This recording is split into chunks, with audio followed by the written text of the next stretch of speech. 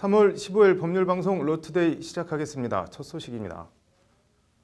이명박 전 대통령이 21시간 동안 밤샘 검찰 조사를 받고 오늘 새벽 귀가했습니다. 이 전 대통령은 국정원 특활비 10만 달러 등 일부 사실관계는 인정했지만 사용 초와 대부분의 혐의에 대해선 부인으로 일관한 것으로 알려졌습니다. 정한솔 기자가 먼저 검찰 조사 내용을 전해드립니다. 어제 오전 9시 22분 서울중앙지검에 나온 이 전 대통령은 오늘 오전 6시 25분 집으로 돌아갔습니다. 장장 21시간 동안 검찰청사에 머물며 조사를 받은 겁니다.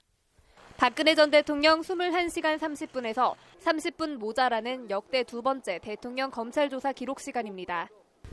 조사는 어젯밤 11시 40분까지 14시간 반 정도 이루어졌고 이후 이 전 대통령은 6시간 반 정도 신문조서를 꼼꼼히 검토했습니다.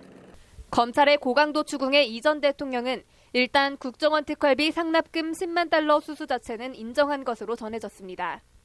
검찰 관계자는 이와 관련 이 전 대통령이 일부 혐의의 사실관계를 인정한 부분이 없는 것은 아니다고 말했습니다.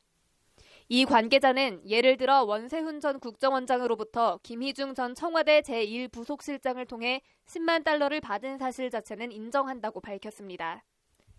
김희중 전 실장은 이 같은 내용을 앞서 검찰 조사에서 자백한 바 있습니다. 이 전 대통령은 그러나 김윤옥 여사가 이 돈을 명품백 구입에 사용했는지 등 돈의 사용처에 대해선 모른다는 취지로 함구했습니다.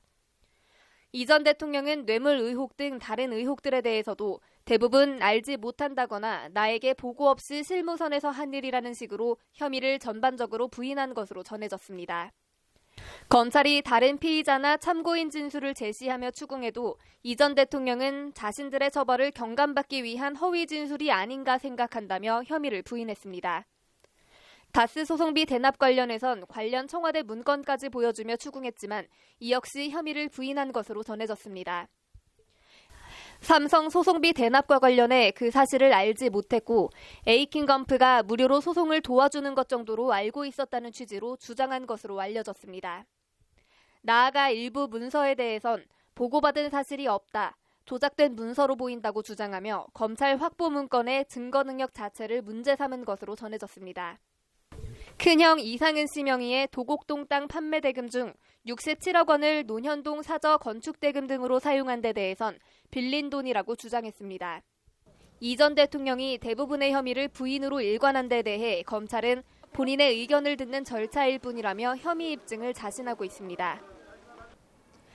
이명박 전 대통령이 혐의를 부인하는 데다 혐의가 더 가벼운 다른 관련자들이 이미 구속된 점을 감안하면 검찰이 이 전 대통령에 대해 구속영장을 청구할 것이라는 게 검찰 안팎의 대체적인 관측입니다.